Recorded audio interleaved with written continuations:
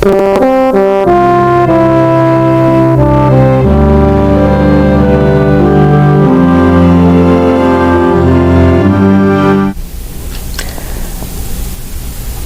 to Have Your Say.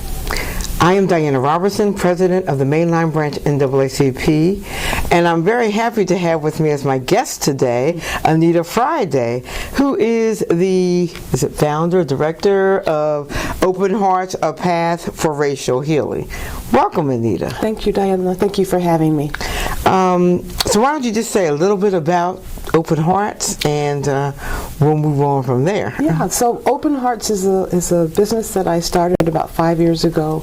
I conduct workshops and do lectures on issues regarding race and ethnicity. The objective really is to inspire people to take action to do some healing, some healing that our nation surely needs. Okay, great. So having said that, you're our perfect guest for our segments. What we want to do, since we're in June and we have Juneteenth coming up, we wanted to do a two-part segment talking about history that very often people don't know, and unfortunately our school systems don't teach, so our young people don't know it at all as well, unless there's some specific outreach in which they get information. And so for our first part of talking about Juneteenth, what is Juneteenth, for those who don't know? Juneteenth is the holiday that was started in Texas 2.5 years after the Emancipation Proclamation was issued by Abraham Lincoln. Galveston, Texas was captured by the Union Army. And the general who captured Galveston issued a proclamation which said, people who are enslaved in Texas have been freed 2.5 years earlier by the executive of the United States. That proclamation also said that they were now to work for their former masters as employees as opposed to property that had been owned. The proclamation also said that the formerly enslaved people could not go to any forts or gather in other places, despite the fact that they had been emancipated previously. What's interesting about that is the Union Army really would have been a place where formerly enslaved people would have gone to find safety and protection. But by the order saying, no, don't come, continue to have now an employer-employee relationship with people who had enslaved you before. Yes, right. What was that going to mean? You're right. and frankly, what's interesting, so that's the day that the proclamation was issued, June 19th, or Juneteenth, using that dialect. Right. Initially, Juneteenth was called Jubilee Day. Okay. And despite the fact that the order didn't necessarily get enacted upon as one would have hoped, people were thrilled, excited, celebrated. It was an opportunity for people who had been enslaved to think that there was some hope and that they might have some access to the American dream. Okay. Unfortunately, if you've owned people and had free labor for a number of years, you're not going to let it go that easily. In fact, there are first-hand accounts from people who had received notice of the order continuing to be enslaved, and one woman says, I was, and I quote, whooped for 6 years after the order, like I had been prior to its issuance. Wow. The other thing that's interesting, that's interesting about that proclamation is it says, as per the executive, as per the Emancipation Proclamation that Lincoln had issued, 2.5 years earlier. And one of the things about that is people often think that the Emancipation was Lincoln's effort to undo slavery. Right. Actually, that order was issued because the United States had the legal authority to seize property of the South, of the entity that it was at war with. And so, as property, people who were enslaved in the South were considered contraband and therefore seized by the North and therefore made free. But a couple things to note. Number one, the South was at war with the North, and there is no authority, right, to say you're free, because that's like, Germany saying to America, you've got to, whatever, Right. But the other thing that's interesting is that there had been southern states that had surrendered previously. The people that were enslaved there were not freed. And there were also southern states that bordered, like Missouri, and they had allied with the Union. And the people who lived in those states were not freed. So it's just important to remember that the Emancipation Proclamation did not, and I'm sorry, and let me also state that there were people who were enslaved in the North, and they weren't freed by the Emancipation Proclamation. That was why we needed the 13th Amendment, correct? Right. Okay, so that was why we needed the 13th Amendment. But the other thing I wanted to just say is enslaved people didn't wait for some proclamation to find freedom. 800,000 people liberated themselves and went north and appealed to the Union when the war started. There were also people who had been enslaved who joined the Union Army and fought for freedom, fought for what they believed would be their opportunity to have access to the American dream. They did not wait for a liberator to come to free them. Okay. Yeah. Okay, very good. So then when we talk about all of this, backtracking a little bit, this year is representing the anniversary of the 400th anniversary of the first slaves who landed in Jamestown, Virginia. Now, I know you have thoughts on that. Yeah, that's the narrative, and it's interesting because so that 1619 anniversary date is in fact the date when 20 Africans were sold to colonists, and I'll say something more about that. But prior to 1619, I'm going to refer to my notes. In May of 1616, blacks from the West Indies were already enslaved in the English Atlantic colony of Bermuda. In addition, many historians now believe that Africans were with Sir Francis Drake when he arrived in Roanoke Island in 1586.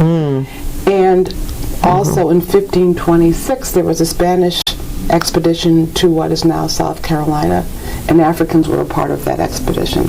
Okay. So it's been a lot longer. So not only is it 475 years, but that sort of that just goes to these narratives that are created. Right. What's interesting about history is if one looks at it from multiple perspectives, there's an opportunity to get a truer sense of history. Okay. For instance, we can say they were colonists. Jamestown was not Jamestown. In 1619, and pardon me for the pronunciation, but in 1619, Jamestown was Tesenecomaka. Okay.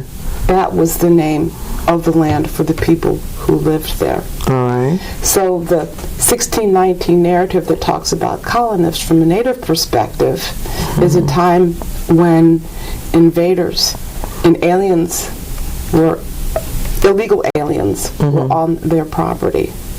Okay. Not Jamestown, but Tesenecomaka. Okay. From an African perspective, 1619 represents one period, after 95 years, that Africans had already been enslaved in English colonies. Okay. From the European perspective, this was labor that they needed because they were not doing well. Right. They were starving. they didn't have food. They weren't able to tell this alien environment, and so there was labor. So again, perspective. Okay. So with respect to the 1619 date, Africans have been here as at least as early as the 1500s as enslaved people, and there's also research that said that Africans were on this continent freely, doing explorations even prior to that date. So it puts Africans in this one very narrow category that doesn't allow for the examination of the true history of Africans on this continent. It elevates people who were starving to colonists and people who were captivating a land, and it negates the fact that what happened as a result of those European contacts to indigenous people resulted in a genocide. Yes. So, 1619. Okay. Okay. Do I have an opinion about that? Yeah. I mean, but that's good to know. So when we talk about, once again, I think it's really critical to understand, as you said, history is basically portrayed by those who are telling the story. Right. You know, and so that can be true, or it can leave out things, other pieces that are important. It's part of a piece. I mean, I think it's so important not to think about things in a linear context. Right. And again, part of the work that I do, Open Hearts, Racial Healing, develop the ability to look at things from the perspective of others, and look at facts as they were, not just narratives that are presented to foster a myth. Right. The narrative. Absolutely.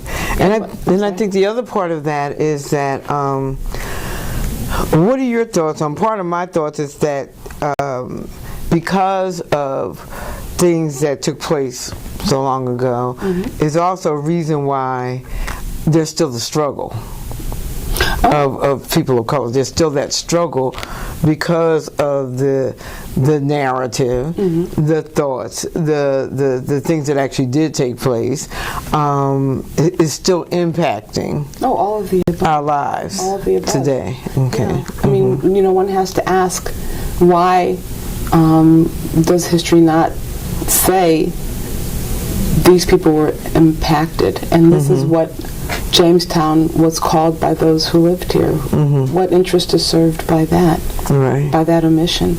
Right. But I want to just, Juneteenth, one of the things that's interesting about that is, if you think about Juneteenth, again, the quick version of it is that this is when news finally arrived in Texas. Right. But another way to think about Juneteenth, if you think about it as part of African Americans' experience of the American dream, there's a whole sense of deferral. That, there's a poem, What Happens to a Dream Deferred? Yeah. And Juneteenth, so there's the Emancipation Proclamation 2.5 years earlier.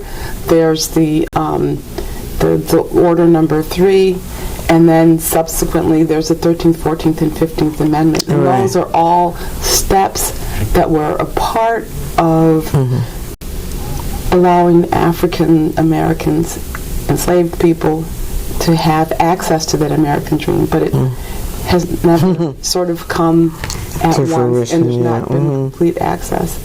Because even after, the 13th, 14th, and 15th Amendments were formerly enslaved people were granted the right to citizenship, there were subsequent laws enacted that precluded that access. So the dream still. It's still deferred. Mm-hmm. Yeah. And Can you for those who may not remember, can you tell us what each of those, the 13th, 14th, and 15th Amendments did in general?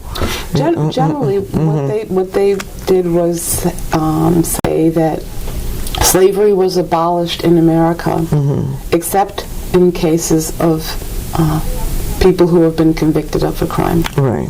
Okay. And so there was a question of what would happen to these people who had been enslaved once the war was over and once they were freed. How would they be treated? Would they be citizens? There were some people who there were all kinds of efforts to deport people whose families had been in this nation for 497 years as slaves and return them home to Africa. And I would ask that people who are listening to this tape or this program think about how long their ancestors had been in this country. I doubt that it's been 497 years. Right. And do they consider nations of origin their home? Yet there was a whole national movement to send people who had been enslaved back to Africa. Back to Africa, right. And in fact, Lincoln was for that. Okay. Yeah. Okay. So in hearing all of this, how should we celebrate? What do you think would be the most appropriate way to celebrate Juneteenth? Well, so it's interesting. There's histories and there's facts, and then there's like black people and culture, and I mean, you know, we cling on to any bit of hope, right? And even, you know, in 1866 when Jubilee Day was celebrated, and people were being shot and lynched for trying to exercise their emancipation. Even during that point, there's a narrative where a person talks about people getting gunpowder and putting it in trees to light it up like fireworks, and whooping and hollering and just jubilation and joy because of the possibility. And so that joy for the possibility of hope is something that we continue to have within the black community, and I think that joy is wonderful. In Texas, what people do is they drink red soda, barbecue, you know, and have traditional Southern fare. What's interesting is, because again, Juneteenth was initially celebrated in Texas, because that's where Galveston is where the order was issued. But as Texans migrated throughout the United States, Juneteenth celebrations traveled with them. Okay. And in fact, at this point, there are celebrations or commemorative laws in 45 states. Some places there are street fairs and celebration of African dance. It's a sense of just taking pride in, taking joy in culture. Okay. So I think events that celebrate Black American African culture, as deep as that is and as diverse as that is, are ways to celebrate Juneteenth. Okay. I wish that it was something that was celebrated not only by people of color or black people, but also white people, because in a sense, you know, July 4th, 1776 is Independence Day for white America. Right. But if we combine that concept and June 19th, 1866, then that whole American dream of the opportunities for life, liberty, the pursuit of happiness and freedom are expanded to include more of those who represent the complexities of America. Yes. And it would be wonderful if we all celebrated that. That would be good. And I think that's one of the things that one of the reasons I wanted to do this segment on it, because I think far too many people do not know or understand what Juneteenth represents. And I think the more we're able to get that information out, the more at some point there will be a greater celebration for everyone, you know, in that, even our own people. So to truly understand that meaning and to bring forth what it meant at the time, and I think what it can still mean, you know, for true freedom and true access and true hope, as you said. Yes. Well, what's exciting is on the 23rd, I'm actually giving a talk on Juneteenth to a Mennonite senior citizens home. Oh, okay. So I was really excited to be given the opportunity to do that, because here's a community of senior citizens that are, you know, European descent, saying we want to learn about this. Okay. So yeah. Okay, so great. The message is spreading. Good. So we want to make sure it continues to do that. Yeah. And then we talked a little bit before about there is legislation that in order to make this a national holiday for everyone, and it has passed the House and it's in the Senate now, so we'll have to see what happens to that. So we'll monitor that to see the end results of that information. But I do. The history, for me, history has always been great. I love history. Some people are like, but I do think history, the importance of understanding and knowing the things that have come before, is because, as you said, when we start talking about, and one of my projects this summer is going to be dealing with the genealogy and really going back and see how far, because relatively most of us can't go back that far into our lineage of our relatives, but just to see how far can we go, you know, and to see what that means, and to understand that the generations that we have living now, for folks to document, you know, to document that, because it's critical to understand where you fit in, you know, in your family lineage, and to understand what the time periods folks lived in, what was going on during those time periods, and how they may or may not know those individuals, but to understand the time period that they lived in as well. So as we talk about all the generations that are actually living, I think we really have about 6 generations living today, what that means in terms of even going back 6 generations. You know, what does that mean in terms of your family per se, and how your family interacts with history, you know, in general, and to understand the differences in time. We talked about little things like people, you know, you talk about a typewriter. You know, it's like, what's that? You know, you know, people only know certain things, but I think it's very interesting to know how many people, when I look back at veterans, you know, how many of the males in my family were all veterans. But then you go back and you look at that time period. So what was happening during the time period? They served our country. Yeah, and on the veteran score, I just want to talk about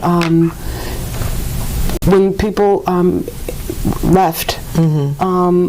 They also fought for the Union Army. There were black troops fighting for the Union.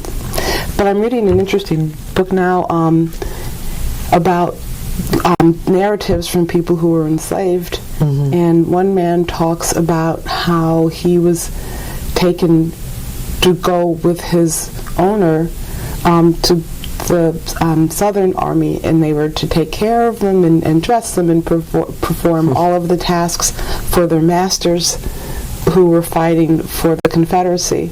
And so it's interesting how you know, folks had black people who were enslaved had to go on the Confederate side to continue to serve their masters, or they were fighting against the Union. That's interesting. That's very interesting. So, and as we look at one of the things in continuing our segment, and for our part 2, one of the things we will talk about some very specific events, other things that have impacted greatly what we could say progress in one sense, but where are we today in the sense of how do we see progress? How do we term progress? And what would we want to, if there are things that we could really change, what would those things be, and how would we want to see them change? And so I think this historical portrayal of what has taken place, I think is critical. I think it's important that we somehow find a way to get this information where teachers in the school districts are qualified and able to teach perspectives in a way that is inclusive rather than only dealing with certain aspects. Yeah, and of maybe the history. The whole. Right. The whole history. The whole history, not just portions of history. Yeah. What would you suggest might be a way that we are able to do that? I mean, I know some of it is just even being able to teach the teachers. Yeah. Yes. I mean, it's interesting because I've did a little bit of work with my children's schools when they were younger, and so if one looks at a historical event, the landing on the moon, who saw it? So look at the different groups, almost looking at history as a sort of three-dimensional event as opposed to linear. Who was there? What did they see from their perspective? And what impact did it have on them? Okay. So if they're Martians, what did it mean when if there were UFOs flying around? What did it see as you saw this new sort of machine coursing off to the space? What did it mean for America? What did it mean for Russia? For China? For people that were and countries that were competitors? What did it mean? Okay. Just truth. Right? Just opening one's eyes in truth. Okay. Okay. So as we're concluding our program for today, and talking about this is very interesting because I think history, I guess you could go on and on and on and on. But from this perspective of talking about Juneteenth and highlighting that a little bit more as to what it is, what it means, what we would like to see it, how we would like to see it impact individuals as a whole. I would like to suggest to our viewing audience that you think about history as a whole and to look at what you know, what you don't know, and what you would like to know about it and how, as you say, it has impacted you or not as individuals. And so in doing that, before our next segment, possibly, then you can think about how you would have your say. Thank you.